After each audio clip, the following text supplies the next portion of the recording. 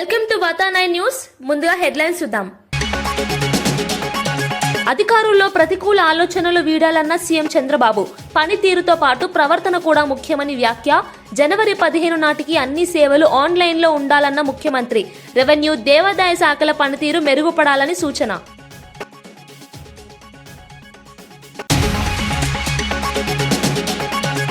గుండెల నిండా అభిమానం నింపుకొని ఓయూకు వచ్చానన్న సీఎం రేవంత్ రెడ్డి. నాకు భాష గొప్పగా రాకపోవచ్చు, ప్రజల మనసు తెలుసు అని సీఎం ఎమోషనల్.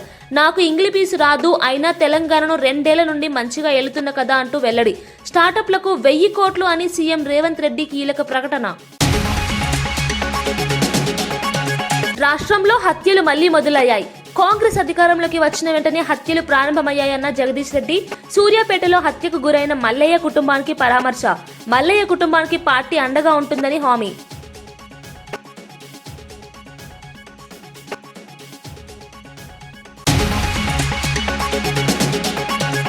పార్లమెంటు వేదికగా బీజేపీకి రాహుల్ గాంధీ సూటు ప్రశ్నలు.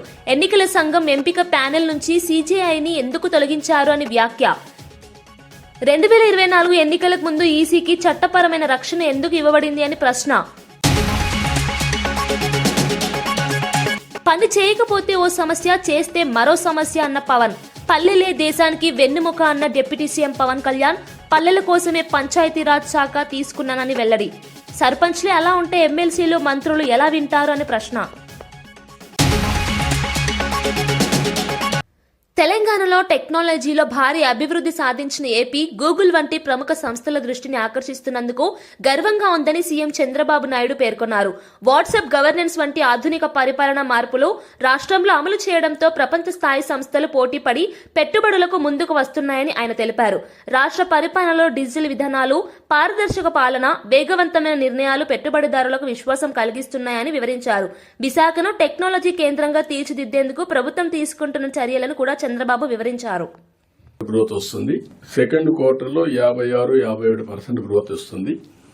దానికి మీరందరూ కూడా ఎవరైనా సరిగా పనిచేయకపోతే, ఇప్పుడు అంతా కూడా మీ అన్ని కూడా ఇక్కడ ఉన్నాయి. నేను ఇంకోటి కూడా చెప్తాను, డోంట్ మిస్టేక్ మీ. నాతో సహా నా పర్ఫార్మెన్స్ రాష్ట్రానికి మొత్తం ఉంటుంది. మీ పర్ఫార్మెన్స్ మీ శాఖలకు ఉంటుంది, డిపార్ట్మెంట్కు ఉంటుంది. ఎవరేం చేశారో it will be on record.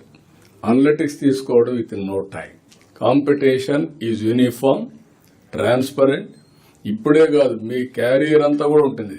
ఏ అధికారి ఉన్నప్పుడు ఎక్కడ పని చేశాడో ఒక్కసారి తీసుకుంటే ఒక క్లిక్ కొట్టి ఆటోమేటిక్ వచ్చే పరిస్థితి వస్తుంది. That is the systems we are building now. చాలా మంది అప్పుడప్పుడు నేను చూస్తూ ఉంటాను, ఏదో దేశాన్ని మొత్తం మనమే మోసినట్టు బిహేవ్ చేస్తూ ఉంటారు. ఈరోజు సింప్లిఫికేషన్స్ వచ్చేసాయి. మనం హార్డ్ వర్క్ కాదు కావాల్సిన, స్మార్ట్ వర్క్. నేను రిపీట్గా చెప్తున్నా, ఎవ్రీథింగ్. ఎన్ని ఫైల్స్ వస్తాయి ఒక ఆఫీసర్కి వస్తే ఒక 4-5 వస్తాయి, అంతేనా? ఇంకోటి కూడా ఉంది మీకు వెరీ ఇంట్రెస్టింగ్. ఫైల్స్ కావాలని క్రియేట్ కూడా చేస్తున్నారు. This is another biggest challenge. ఎందుకు అది జరుగుతా ఉందంటే, కిందికి పైకి తిప్పాలి కాబట్టి ఒక ఫైల్ క్రియేట్ చేసి పైకి పంపించేస్తున్నారు. అవసరం అయితే వుడ్ రీడ్రాఫ్ట్ బిజినెస్ రూల్స్. ఇప్పుడు కాన్స్టిట్యూషన్ ఇన్నిసార్లు అమెండ్ చేసుకున్న తర్వాత బిజినెస్ రూల్స్ ఎందుకు అమెండ్ చేసుకోకూడదు? రాబోయే రోజుల్లో everything will be in link file. ఇంకా ట్యాంపర్ చేయడానికి అవకాశం లేదు. వన్స్ అది వస్తే రెవెన్యూ రికార్డ్స్ ఆర్ సేఫ్. పట్టాదారు పాస్ పుస్తకం మీ దగ్గర ఎందుకు రావాలి? ప్రింట్ చేసి చెన్నైలో ప్రింట్ చేస్తున్నారు కొత్త పుస్తకాలన్నీ. ఆ సెక్యూరిటీ ఫీచర్స్ పెట్టి, ఆ సెక్యూరిటీ ఫీచర్స్ అడ్రస్ అతనికి ఇచ్చి అతనే పంపిస్తాడు నేరు కొరియర్ సర్వీస్ లో. ది వే రేవంత్ రెడ్డి నాయకత్వంలో తెలంగాణలో జరిగిన గ్లోబల్ సమ్మిట్ అత్యంత ప్రతిష్టాత్మకంగా నిలిచిందని సిపిఐ నాయకుడు నారాయణ ప్రశంసించారు. ఈ సమ్మిట్ ద్వారా రాష్ట్రానికి వచ్చిన పెట్టుబడులు అనేక రంగాలకు ఉపయోగపడతాయని, ముఖ్యంగా పరిశ్రమలు, సేవల రంగంలో కొత్త అవకాశాలు సృష్టించబడతాయని చెప్పారు.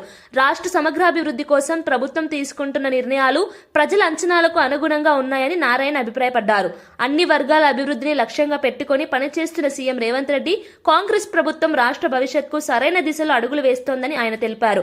సమ్మిట్ ద్వారా పెట్టుబడులతో పాటు అంతర్జాతీయ సంస్థల దృష్టి తెలంగాణపై మరింతగా పడుతుందని నారాయణ అన్నారు.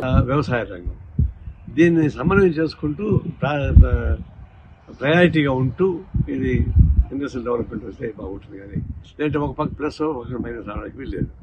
అందువల్ల రావడానికి ప్రజలు కూడా తెలంగాణ అంటే ఇక్కడ క్లైమేట్ బాగుంటుంది, భూమి అందుబాటులో ఉంటుంది, ప్రజలు కూడా మంచివాళ్ళు, ఇది అభివృద్ధి కానికి అవకాశం ఉంటుంది.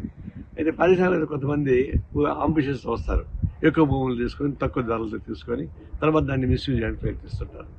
దాన్ని జాగ్రత్త పడుకోవాలి. టైం బౌండ్గా అభివృద్ధి అయ్యే పద్ధతిలో వాళ్ళకి మ్యాండేట్ ఇవ్వాలి. అది లేకుండా పోతే ల్యాండ్ హ్యాండ్ ఓవర్ చేసుకుని పోతే అది ఎప్పుడో పోతుంది. ఇవన్నింటినీ సమన్వయం చేసుకునే పద్ధతుల్లో ఈ రెవెన్యూ డిపార్ట్మెంటు ఆ పర్మిషన్స్ అనుమతులు ఇవన్నీ కూడా ఆటంకం జరగకూడదు. దీన్ని జాగ్రత్త చేసుకోవాల్సిన అవసరం ఉంది. అందులో ఆరంభ సూత్రం కాకుండా దీన్ని టైం బౌండ్ ప్రాతిపదిక అభివృద్ధి చేస్తే తెలంగాణ అభివృద్ధి అవుతుంది, సమగ్ర అభివృద్ధి అవడానికి అవకాశం ఉంటుంది. ఆ విషయం జాగ్రత్త చేసుకోవాలని చెప్పేసి కోరత ఈ తెలంగాణ ప్రభుత్వానికి, ముఖ్యంగా రేవంత్ రెడ్డికి, కమ్యూనిస్ట్ పార్టీలను అభివృద్ధి తెలియజేస్తాను. కొద్ది నెలల క్రితమే కాంగ్రెస్ అంతర్గత తగాదాల వల్ల ఒక హత్య జరిగిందని, ఇప్పుడు మళ్లీ మరో హత్య జరగడం ఆందోళనకరమని మాజీ మంత్రి ఎమ్మెల్యే జగదీష్ రెడ్డి తీవ్రంగా విమర్శించారు. పోలీసుల నిర్లక్ష్యమే ఈ ఘటనకు కారణమైందని గతంలోనే హెచ్చరించానని తెలిపారు. తెలంగాణలో కాంగ్రెస్ హయాంలో జరిగిన హత్య సంస్కృతిని బీఆర్ఎస్ 10 ఏళ్ల పాలనలో నిర్మించామని, కానీ కాంగ్రెస్ తిరిగి వచ్చాక మళ్లీ అదే పరిస్థితులు వస్తున్నాయని అన్నారు. మల్లయ్య కుటుంబానికి బీఆర్ఎస్ ఎల్లప్పుడూ అండగా ఉంటుందని స్పష్టం చేశారు. పంచాయతీ ఎన్నికల వేళ ఉద్రిక్తతలు పెరగకూడదని కేటీఆర్ స్వయంగా పరిస్థితిని సమీక్షించారని తెలిపారు. రాష్ట్రంలో చట్ట వ్యవస్థ బలహీన పడుతోందని ఆయన ఆందోళన వ్యక్తం చేశారు. చర్యలు తీసుకోకపోతే అవి కొనసాగుతాయి. ఈ ప్రాంతంలో గతంలో ఆ సంస్కృతి ఉంది. ఆ సంస్కృతిని రూపుమాపడానికి మేము 10 ఏళ్లు చేసిన కృషిని ఇవాళ మళ్లీ కాంగ్రెస్ పార్టీ నాశనం చేస్తుంది. జిల్లాలో ఉండే ప్రజలు, ప్రజాస్వామికవాదులు, ఇతర పార్టీల నాయకులందరూ కూడా నేను విజ్ఞప్తి చేస్తా ఉన్నా, ఈ విషయంలో అందరం కూడా ఏకం కావాల్సిన అవసరం ఉంది. కాంగ్రెస్ మూర్ఖ వైఖరిని ఎండగట్టాల్సిన అవసరం ఉంది. ప్రజల్లో కాంగ్రెస్ గుండాయిజాన్ని వ్యతిరేకిస్తూ పెద్ద ఎత్తున ఉద్యమాలు చేయాల్సిన అవసరం కూడా వస్తూ ఉంది. తప్పకుండా మనం అందరం కూడా పనికి పూనుకోవాలని చెప్పి విజ్ఞప్తి చేస్తూ, మేము మా ఉప్పల మల్లయ్య, మా కార్యకర్త కుటుంబానికి పూర్తి స్థాయిలో అండగా ఉంటాం. మా కార్యనిర్వాహక అధ్యక్షులు కేటీఆర్ గారు కూడా మాట్లాడి వారు వస్తారని చెప్పడం జరిగింది. కానీ ఇవాళ ఉన్న పరిస్థితులలో ఒకవైపు ఎన్నికలు జరుగుతూ ఉన్నాయి, ఇంకా ఉద్రిక్తతలు పెరిగే అవకాశం ఉంది అని చెప్పి మేమే వద్దని చెప్పడం జరిగింది. మరి తొందరలోనే వచ్చి ఆ కుటుంబాన్ని పరామర్శించి పార్టీ నుంచి పూర్తిగా ఆ కుటుంబాన్ని ఆదుకోవడానికి కావాల్సిన కార్యక్రమాలు కూడా మేము చేస్తాం. మరి ఇటువంటి దాడుల్ని అందరూ కూడా ఖండించాలని చెప్పి విజ్ఞప్తి చేస్తాము. కృష్ణా జిల్లాలో మెడికల్ కళాశాల ప్రైవేటీకరణను వ్యతిరేకిస్తూ వైఎస్ఆర్సీపీ చేపట్టిన కోటి సంతకాల ఉద్యమంలో మాజీ మంత్రి కొడాలి నాని కీలకంగా పాల్గొన్నారు. ఎన్నికల తర్వాత అనారోగ్యం, వ్యక్తిగత కారణాలతో 18 నెలలుగా రాజకీయాలకు దూరంగా ఉన్న ఆయన తొలిసారి పార్టీ కార్యక్రమంలో పాల్గొనడం హాట్ టాపిక్ గా మారింది. మెడికల్ విద్యను ప్రైవేట్ చేతుల్లోకి వదిలేస్తే సాధారణ ప్రజలు తీవ్రమైన ఇబ్బందులు పడతారని, ప్రభుత్వం ఈ నిర్ణయాన్ని వెంటనే వెనక్కి తీసుకోవాలని కొడాలి నాని డిమాండ్ చేశారు. గవర్నర్ కి అందించబోయే వినతి పత్రంలో ఆయన స్వయంగా సంతకం చేసి అందజేశారు. ప్రజల హక్కుల కోసం పోరాటం కొనసాగుతుందని, పార్టీతో తాను ఎల్లప్పుడూ ఉంటానని నాని స్పష్టం చేశారు. పేద విద్యార్థులు మెడిసిన్ చదువుకోవాలన్నటువంటి మంచి సంకల్పంతో 17 మెడికల్ కాలేజీలని బిగిన్ చేసి దాంట్లో 5 మెడికల్ కాలేజీలని ప్రారంభించి ఇంకొక 5 మెడికల్ కాలేజీలని నెక్స్ట్ సంవత్సరం అంటే 2024 ఎన్నికలు అయితే 25లో వాటిని ప్రారంభించడానికి సిద్ధంగా పెట్టినటువంటి హాస్పిటల్స్ కానీ కాలేజీలతో పాటు హాస్పిటల్స్ కూడా ఉంటాయి. వీటన్నిటినీ ప్రైవేటీకరణ చేయాలన్నటువంటి ఒక దుర్మార్గమైనటువంటి ఆలోచనతో చంద్రబాబు నాయుడు కూటమి ప్రభుత్వం ప్రయత్నం జరుగుతుంది. ఆ ప్రయత్నాలను అడ్డుకోవడానికి జగన్మోహన్ రెడ్డి గారు అనేక విధాలుగా మరి ప్రజల తరఫున, ప్రజల కోసం, ప్రజలతో కలిసి పోరాటం చేయాలని చెప్పి మరి ఆయన నిర్ణయం తీసుకోవటం, ఆ నిర్ణయానికి అనుగుణంగా వైఎస్ఆర్సీపీ నాయకులు కానీ, కార్యకర్తలు కానీ, శ్రేణులు కానీ, ప్రజలు కానీ పెద్ద ఎత్తున మద్దతు పలికారు. ఇప్పటికైనా ఈ దుర్మార్గమైనటువంటి ఆలోచనని విరమించుకోవాలని చెప్పి కూటమిలో ఉన్నటువంటి చంద్రబాబు నాయుడికి, పవన్ కళ్యాణ్కి ఇద్దరికి కూడా విజ్ఞప్తి చేస్తున్నాను. తప్పకుండా పేద ప్రజల కోసం ఏదైతే కాలేజీలని జగన్మోహన్ రెడ్డి గారు ప్రారంభించారో వాటిని పేద ప్రజలకే అందేటట్టు ప్రభుత్వమే ఆ కాలేజీలని నడిపేటట్టు చర్యలు తీసుకోవాలని చెప్పి ప్రభుత్వాన్ని కోరుతున్నాను. అదేవిధంగా జగన్మోహన్ రెడ్డి గారి కోటి సంతకాలు సేకరించి ఆయనకి పంపిస్తాము. ఆయన గవర్నర్కి అందిస్తారు. పైన ఉన్నటువంటి కేంద్ర ప్రభుత్వం కూడా ఈ ప్రభుత్వానికి మద్దతు ఇస్తుంది కాబట్టి వాళ్ళు కూడా జోక్యం చేసుకుని ఈ కార్యక్రమాన్ని ఇక్కడతో ఫుల్ స్టాప్ పెట్టాలని చెప్పి నేను కోరుకుంటున్నాను. క్రియాశీల రాజకీయాల్లోకి మీరు వస్తారు నగమూలు గాని ఈ గత 6 నెలలుగా నేను కొంత రాజకీయాలకు దూరంగా ఉన్నాను. ఎందుకంటే నాకు బైపాస్ సర్జరీ జరిగింది. దానికోసం ఒక 6 నెలలు రెస్ట్ తీసుకోవాలని చెప్పి డాక్టర్లు చెప్పడం జరిగింది. దాని ప్రకారం 6 నెలలు కంప్లీట్ అయింది. అయితే ఇంకొక 6 నెలలు ఇటువంటి ప్రోగ్రాంలో పాల్గొంటాను. తప్పకుండా ఆ తర్వాత మరి ఎప్పటిలాగా ప్రజా ఉద్యమాల్లో కూడా రోడ్డు మీదకి వచ్చి ప్రజల తరఫున ఫైట్ చేస్తామని చెప్పి ఈ రాష్ట్రంలో జరుగుతున్నటువంటి అనేక అవకతవకలు కావచ్చు, అనేక రకాలైనటువంటి అక్రమాలు, వేధింపులు, వీటన్నిటినీ కూడా ఎదుర్కొని నిలబడి వైఎస్ఆర్సీపీ జెండాని మళ్ళీ జగన్మోహన్ రెడ్డి గారిని ముఖ్యమంత్రిని చేయడానికి మాకు శక్తి వంచన లేకుండా కృషి చేస్తానని చెప్పి నా తండ్రి ప్రభుత్వ ఉద్యోగి కావడంతో ఆ కుటుంబాల సమస్యలు నాకు బాగా తెలుసని, ఎంత ఎదిగినా మా కుటుంబం ప్రభుత్వ ఉద్యోగ ఆదాయంపైనే జీవించిందని ఉప ముఖ్యమంత్రి పవన్ కళ్యాణ్ చెప్పారు. ఏపీ ప్రభుత్వ ఉద్యోగులకు సహాయం చేయడం తన ప్రాధాన్యతల్లో ఒకటని తెలిపారు. గత ప్రభుత్వ హయాంలో రోడ్లు, మౌలిక సదుపాయాలు పూర్తిగా నిర్లక్ష్యం పాలయ్యాయని, కూటమి ప్రభుత్వం ఏర్పడిన తర్వాత ఆ లోపాలను సరిదిద్దేందుకు వేగంగా చర్యలు తీసుకుంటున్నామని పేర్కొన్నారు. రాష్ట్ర అభివృద్ధి, యువతకు ఉద్యోగ అవకాశాలు, ఉద్యోగుల సంక్షేమం పట్ల తాను ఎల్లప్పుడూ కట్టుబడి ఉన్నానని చెప్పారు. పారదర్శక పాలనతో ప్రతి వర్గానికి న్యాయం చేస్తామని పవన్ స్పష్టం చేశారు. ఉద్దేశం మేము ఎంత మనస్ఫూర్తిగా ట్రాన్స్పరెంట్ గా మేము నిలబడ్డాము. ఈ వేదిక పైన ఉన్న ఆశీనులైన అందరూ అధికారులు, శశిభూషణ్ గారితో దగ్గర నుంచి మీరు ఇదే స్ఫూర్తితోటి గ్రామాల్లో అదే మీరు తీసుకెళ్ళాలని మేము కోరుకుంటున్నాను. మేము ఇన్ రిటర్న్ మేము ఏం కోరుకుంటాం అంటే ఇప్పుడు అలాగే మీరు కొంత జీతాలు కొంచెం సరిపోవట్లేదు ఇవన్నీ అంటే ఫస్ట్ మన సంపదని ఉత్పత్తి చేసిన తర్వాతే, సంపదని పెంచిన తర్వాత మనం ఏదైనా అడగలం. ప్రతి ఒక్కరు ఇప్పుడు ఏం చేశారు, కొన్నిసార్లు ఆర్థిక పరిస్థితి కూడా ఎట్లా అయిపోయిందంటే మనం పని చేయకుండా, ఏ అభివృద్ధి చూపించకుండా, ఇన్ఫ్రాస్ట్రక్చర్ డెవలప్ చేయకుండా, ఇన్ఫ్రాస్ట్రక్చర్కి అసలు డబ్బులు పెట్టకుండా ఎలాగ మనకి సంపద పెరుగుద్ది? అలాగే మీరు చెప్పినట్టు కొంత పొలిటికల్ వ్యవస్థ కొంత మారాలి, అకౌంటబుల్ వ్యవస్థ ఉండాలి. సో వీటన్నిటి మీద కూర్చొని చాలా ఎక్సర్సైజ్ చేసిన తర్వాత ఇవన్నీ జరిగింది. సో నా కోరిక, నా విజ్ఞాపన, నా విన్నపం, మేము ఏదైతే సదుద్దేశంతో చేసామో దాన్ని మీరు ప్రజలకి చేరువయ్యేలాగా మీరు ఆ సేవలు చేయమని మనస్ఫూర్తిగా కోరుకున్నాం. సో ఈ పంచాయతీరాజ్ వ్యవస్థని బలోపేతం చేయడంలో మీ పాత్ర చాలా కీలకం. కూటమి ప్రభుత్వం వచ్చిన వెంటనే గతానికి భిన్నంగా ఎలాంటి సిఫార్సులు లేకుండా మేము చేయగలిగాం. అది అలాగే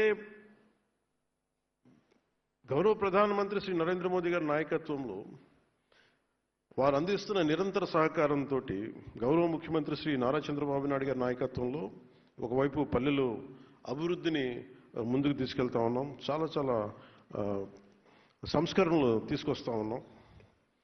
అలాగే ఈ సంస్కరణలు రాష్ట్రంలో ఇంతకుముందు ఎప్పుడు లేని విధంగా ఏడాది కాలంలోనే దాదాపు మీరు ఇందాక చెప్పిన 10,000 మందికి ఇవ్వడం.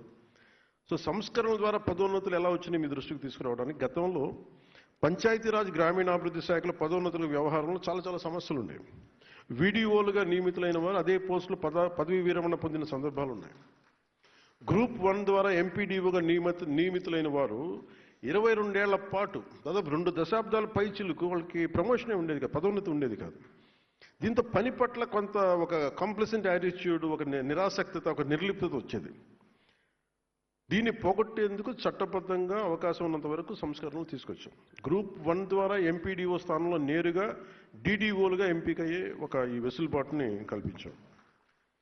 తొలిసారిగా జెడ్పీ సిఇఓ స్థాయిలో ప్రమోషనల్ వ్యవహారంలో ఉమ్మడి రాష్ట్రంలో కూడా ఇందాక చెప్పినట్టు అమలు చేయని నిర్ణయాలని మనం కూటమి ప్రభుత్వం నారా చంద్రబాబు నాయుడు గారి నాయకత్వంలో ఇది అమలు చేస్తా ఉంది.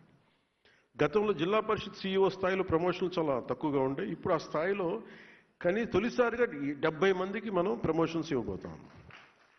అలాగే ఇంజనీరింగ్ విభాగంలో ఐఎన్సీ స్థాయి అధికారిగా ఉండి డిప్యూటీ ఇంజనీర్, ఎగ్జిక్యూటివ్ ఇంజనీర్ పోస్టులో ఉన్న అధికారులే బాధ్యత నిర్వర్తించేవారు. మన ప్రభుత్వం వచ్చాక ఐఎన్సీ స్థాయి. సమాజంలో ప్రతి ఒక్కరిలో మానవత్వం పెంపొందాలని, అది భవిష్యత్ తరాల కోసం అత్యంత అవసరమని హోంమంత్రి అనిత అన్నారు. విజయవాడలో జరిగిన డాన్స్ బోలా 2.0 కార్యక్రమంలో పాల్గొన్న ఆమె పేద, అనాథ బాలికల కోసం మహాత్మా గాంధీ కస్తూర్బా పాఠశాలలో 6 అదనపు తరగతి గదుల నిర్మాణానికి నిధుల సేకరణ కోసం ఈ ఈవెంట్ నిర్వహించడం అభినందనీయమని పేర్కొన్నారు. పేర్కొన్నారు. విద్యా అవకాశాలు లేని చిన్నారులకు చదువు అందించడానికి సామాజిక సంస్థలు ముందుకు రావడం మంచి పరిణామమన్నారు. సమాజం అభివృద్ధి చెందాలంటే విద్య, సేవ, మానవత్వం 3 ఒకే దారిలో నడవాలని ఆమె అభిప్రాయపడ్డారు. ప్రభుత్వం కూడా ఈ తరహా సేవా కార్యక్రమాలకు ఎల్లప్పుడూ మద్దతుగా ఉంటుందని తెలిపారు.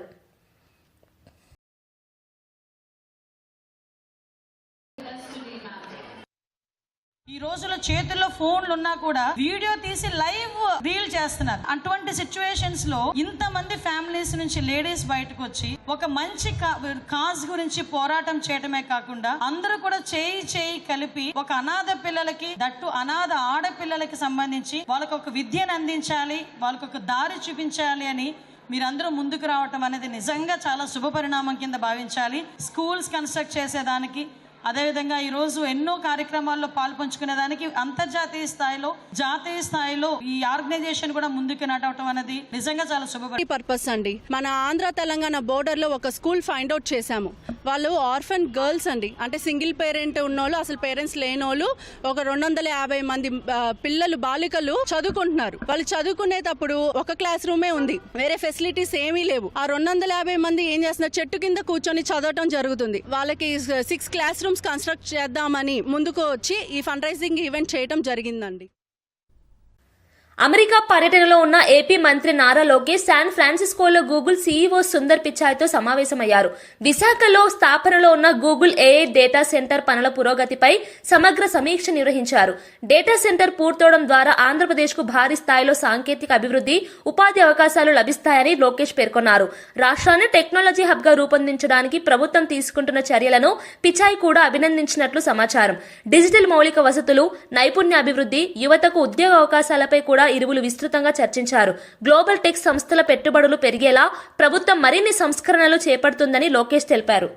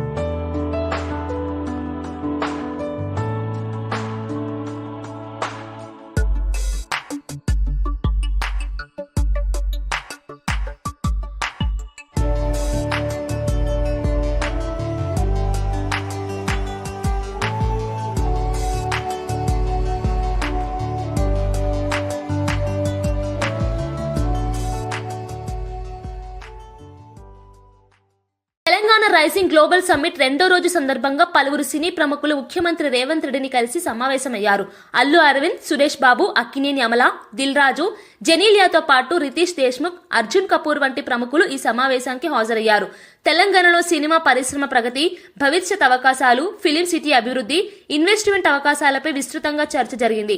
హైదరాబాద్ ను అంతర్జాతీయ స్థాయి ఫిలిం హబ్ గా అభివృద్ధి చేయడానికి ప్రభుత్వం కట్టుబడి ఉందని సీఎం రేవంత్ తెలిపారు. ప్రముఖులు కూడా తెలంగాణలో సినిమా రంగానికి ఉన్న అవకాశాలను ప్రశంసిస్తూ కొత్త పెట్టుబడులకు ఆసక్తి చూపారు. ఈ సమావేశం సమ్మిట్ లో ప్రత్యేక ఆకర్షణగా నిలిచింది.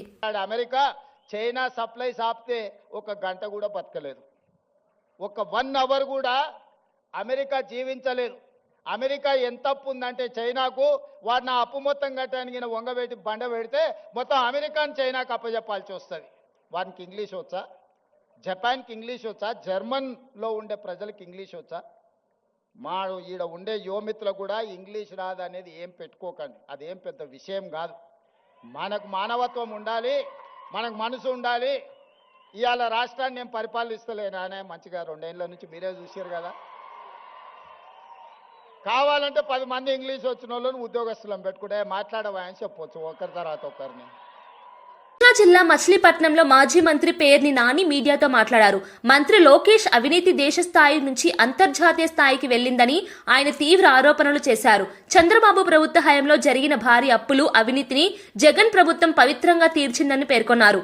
ఇండిగో సమస్యపై తెలుగుదేశం నేతలు నిశ్శబ్దంగా ఉండటమే అనుమానాలకు తావిస్తుందన్నారు. కొత్త ప్రభుత్వం 18 నెలలు అవుతున్నప్పటికీ విమానయాన పరిస్థితిని నియంత్రణలోకి తీసుకురాలేకపోవడం దయనీయమన్నారు.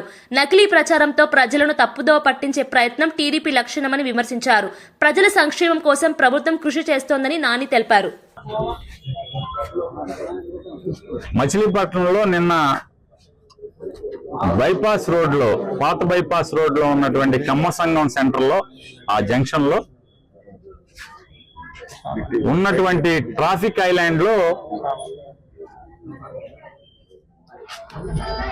వాజ్పేయి విగ్రహానికి కొబ్బరికాయ కొట్టాలి, ఎన్టీ రామారావు బొమ్మ పెట్టాలి అనేటువంటి తొంతోటి నిన్న నడిచిందంట. దాంట్లో నేను బీజేపీని కూడా, బందర్లో బీజేపీని కూడా నేనే నడుపుతున్నానని చెప్పని కొల్లు రవీంద్ర గారి బినామీ మాట్లాడుతున్నాడని చెప్పని విలేకరులు చెప్తున్నారు. ఇప్పుడు అంటే బినామీ అంటే ప్రతిదానికి బ్రోకరేజ్ చేస్తుంటారు, ప్రతి పనికి డబ్బులు మాట్లాడటం, ఇట్లాంటివన్నీ చేసేటువంటి అతను మాట్లాడాడని అంటున్నారు.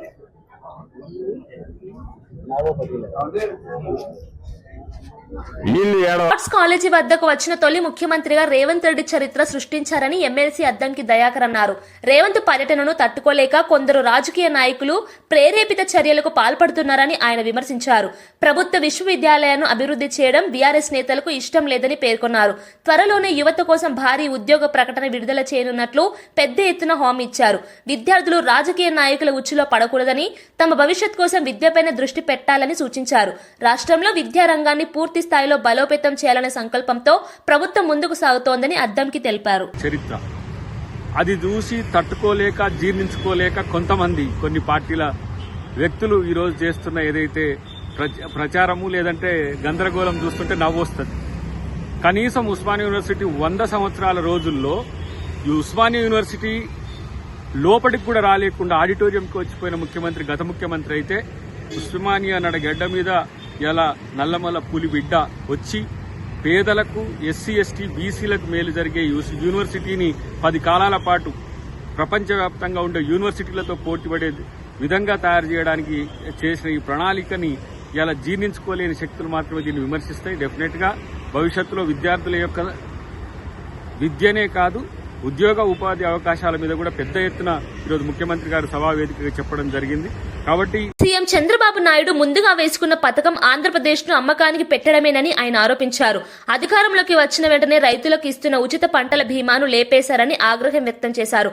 గత 1.5 సంవత్సరం కాలంలో వరదలు, తుఫాన్లు వచ్చినా రైతులకు ఇన్సబ్సిడీ డబ్బులు అందించలేదని ప్రశ్నించారు. ఆయన ముందుగా ఇంప్లిమెంట్ చేసినటువంటి పథకం పేరు ఏంటంటే అమ్మకానికి ఆంధ్రప్రదేశ్. ఏంటది? అది మొట్టమొదటి పథకం. అది సూపర్ 6 కి మించినటువంటి పథకం ఏదైనా ఉంది అంటే ఈ రాష్ట్రంలో అమ్మకానికి ఆంధ్రప్రదేశ్ లో భాగంగా ఆయన ముందు వచ్చి చేసినటువంటి పని ఏంటంటే రైతుల ఉచిత పంటల బీమాని లేపేసి ప్రైవేట్ ఇన్సూరెన్స్ కంపెనీలకి మీరు ఇన్సూరెన్స్ చేసుకోండి అని చెప్పాడు ఆయన. ఈరోజు రాష్ట్రంలో కేవలం ఈ సంవత్సరాల కాలంలోనే ఎన్నిసార్లు వరదలు వచ్చాయి, ఎన్నిసార్లు తుఫాన్లు వచ్చాయి, ఎన్నిసార్లు విపత్తులు వచ్చాయి. ఏ ఒక్కసారైనా సరే, ఏ ఒక్క రైతుకైనా సరే ఇన్సూరెన్స్ డబ్బులు కానీ, ఇన్పుట్ సబ్సిడీ డబ్బులు కానీ రావడం మనం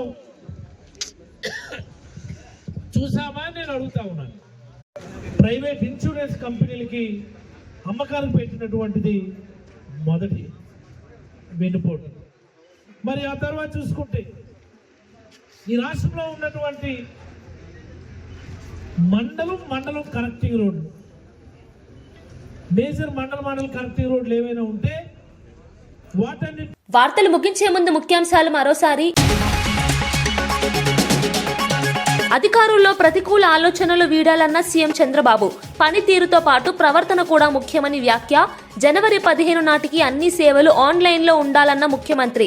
రెవెన్యూ, దేవాదాయ శాఖల పనితీరు మెరుగుపడాలని సూచన.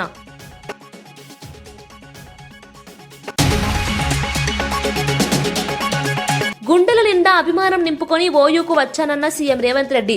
నాకు భాష గొప్పగా రాకపోవచ్చు, ప్రజల మనసు తెలుసు అని సీఎం ఎమోషనల్. నాకు ఇంగ్లీష్ రాదు, అయినా తెలంగాణను 2 ఏళ్ల నుండి మంచిగా ఏలుతున్న కదా అంటూ వెల్లడి. స్టార్టప్లకు 1000 కోట్లు అని సీఎం రేవంత్ రెడ్డి కీలక ప్రకటన. రాష్ట్రంలో హత్యలు మళ్లీ మొదలయ్యాయి. కాంగ్రెస్ అధికారంలోకి వచ్చిన వెంటనే హత్యలు ప్రారంభమయ్యాయన్న జగదీష్ రెడ్డి. సూర్యాపేటలో హత్యకు గురైన మల్లయ్య కుటుంబానికి పరామర్శ. మల్లయ్య కుటుంబానికి పార్టీ అండగా ఉంటుందని హామీ.